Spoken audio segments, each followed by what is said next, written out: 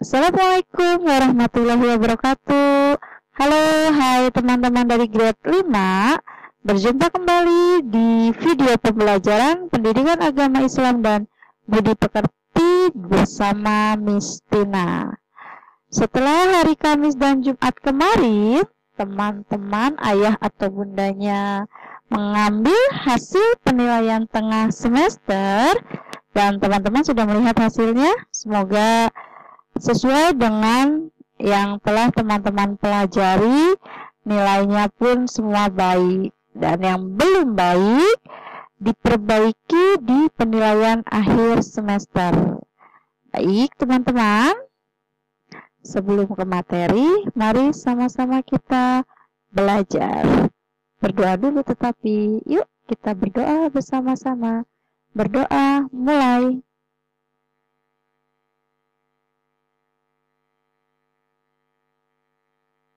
Alhamdulillahirrabbilalamin. Semoga hari ini pun kita bertambah ilmunya dengan pengertian dan pemahaman yang baik. Oke teman-teman, hari ini kita akan belajar kisah keteladanan dari Nabi Daud alaihi salam. Oke, teman-teman pernah membacanya kisah Nabi Daud? Atau teman-teman masih mengingatnya tentunya dengan sifat-sifat yang wajib kita teladani dari Nabi Daud alaihi salam. Jika teman-teman ada yang lupa, mari kita sama-sama belajar, memahami dan menyimak kisah Nabi Daud alaihi salam. Let's go! Nabi Daud merupakan keturunan ke-12 Nabi Ishak alaihi salam. Beliau hidup bersama ayahnya yang bernama Yesaya di daerah Baitullah, Bethlehem, Palestina. Nabi Daud mempunyai 12 orang saudara. Mereka hidup rukun dan damai di bawah ajaran nenek moyangnya. Pada saat itu, kaum Bani Israel kehilangan seorang sosok pemimpin yang karismatik dan pemberani sepeninggalnya Nabi Musa dan Nabi Harun alaihi salam. Kemudian mereka meminta kepada seseorang nabi yang bernama Nabi Samuel untuk mendatangkan seorang pemimpin. Akhirnya Nabi Samuel pun berdoa kepada Allah.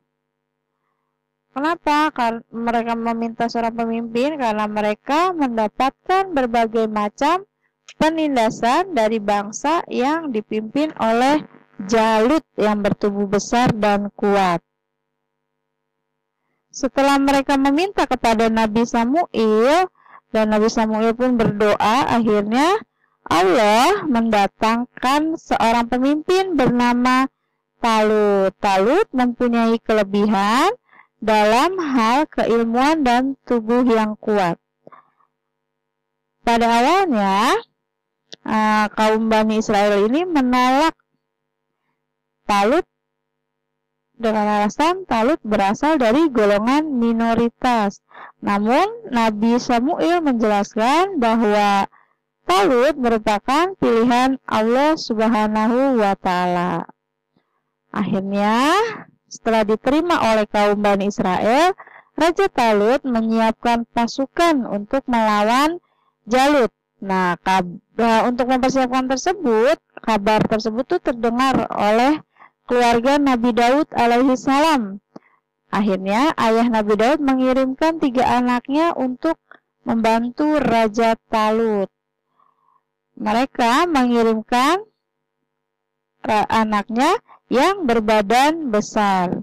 Tetapi Nabi Daud tidak termasuk di dalamnya karena masih berumur sangat muda, yaitu 11 tahun. Akhirnya Nabi Daud mendapatkan tugas untuk mengirimkan makanan kepada saudaranya. Hanya itu yang diizinkan oleh ayahnya. karena Nabi Daud waktu itu berusia 11 tahun. Akhirnya perang pun terjadi antara pasukan Raja Talut dan Jalut. Di dalam perang tersebut Raja Talut itu mengalami kekalahan. Melihat hal itu, Nabi Daud tidak tinggal diam. Nabi Daud mengajukan diri untuk melawan pasukan Raja Jalut. Pada awalnya Raja Talut ini menolak pengajuan diri yang diajukan oleh Nabi Daud karena Nabi Daud masih kecil. Tetapi pada akhirnya Nabi Daud diizinkan dan Nabi Daud bertemu Raja Jalut dan terjadilah perkelahian. Nabi Daud dianggap lawan paling enteng oleh Jalut dikarenakan hanya seorang anak kecil. Tetapi Nabi Daud mengeluarkan senjatanya yaitu ketapel. Nabi Daud memasang batu di ketapelnya lalu menembakkannya batu tersebut ke Jalut.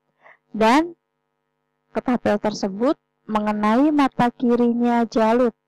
Akhirnya Jalut pun merasa kesakitan. Darahnya bercucuran dan akhirnya Jalut terjatuh dan mati di tangan Nabi Daud alaihi salam. Karena Raja Jalutnya sudah jatuh dan mati di tangan Nabi Daud, akhirnya pasukan Jalut menyelamatkan diri karena ketakutan saat mendengar Jalut mati. Nah, akhirnya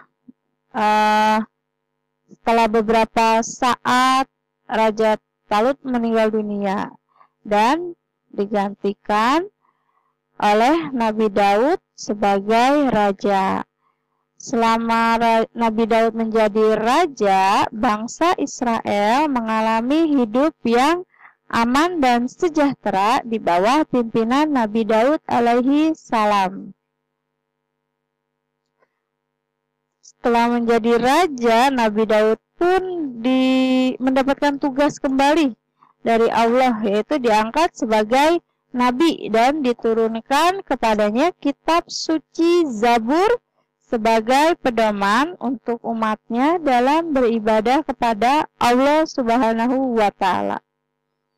Nabi Daud terkenal dengan ibadahnya yang sangat hebat, yaitu selalu berzikir dan bertasbih memuji Allah di pagi ataupun petang. Dan Nabi Daud juga terkenal dengan puasanya, yaitu puasa Nabi Daud, di mana sehari berpuasa, sehari berbuka. Nah, puasa tersebut dilaksanakan oleh Nabi Muhammad SAW dan sampai sekarang pun pasti ada yang melaksanakan puasa Nabi Daud. Dan Nabi Daud pun mempunyai mukjizat atau keahlian lainnya, yaitu dapat melelehkan besi dengan sangat mudah tanpa bantuan api dan palu. Nah, itu dia teman-teman, kisah keteladanan Nabi Daud. Apa saja yang dapat kita pelajari dari keteladanan Nabi Daud? Ya, yang pertama yaitu sifatnya yang pemberani. Karena sejak kecil Nabi Daud sudah berani dengan mengalahkan Raja Jalut. Nah, itu dia teman-teman. Jangan merasa kecil, jangan merasa aku kecil, aku ini. Tidak seperti itu. Tetapi walaupun kecil pasti kita diberikan ilmu yang lebih oleh Allah Subhanahu wa Ta'ala. Masing-masing orang mempunyai ilmu. Jadi jangan pernah takut untuk melawan. Karena jika kalian benar, insya Allah kalian akan berhasil. Keteladanan yang kedua yaitu sikapnya sederhana. Walaupun raja, tetapi Nabi Daud berpenampilan sederhana. Dan yang ketiga yaitu rajin ibadah. Seperti yang sudah Mistina sampaikan bahwa Nabi Daud itu berpuasa, sehari berbuka, dan selalu bertasbih memuji asma Allah. Nah, Keteladanan Nabi Daud ini terdapat di dalam surat Al-Anbiya ayat 79 sampai 80 yang artinya, maka kami telah memberikan pengertian kepada Sulaiman tentang hukum yang lebih tepat dan kepada masing-masing mereka telah kami berikan hikmah dan ilmu dan telah kami tundukkan gunung-gunung dan burung-burung semua bertasbih bersama Daud. Dan telah kami ajarkan kepada Daud membuat baju besi untuk kamu guna memelihara kamu dalam peperanganmu. Maka hendaklah kamu bersyukur kepada Allah Subhanahu wa Ta'ala. Nah, itu dia teman-teman, kisah keteladanan dan sikap-sikap yang bisa kita teladani dari kisah Nabi Daud alaihi salam. Dan jangan lupa teman-teman, mulai sekarang yuk kita sama-sama meneladani sikap-sikap dari kisah keteladanan Nabi. Yang pertama ini Nabi Daud. Pemberaninya boleh teman-teman contoh, dan sederhananya boleh teman-teman contoh juga, serta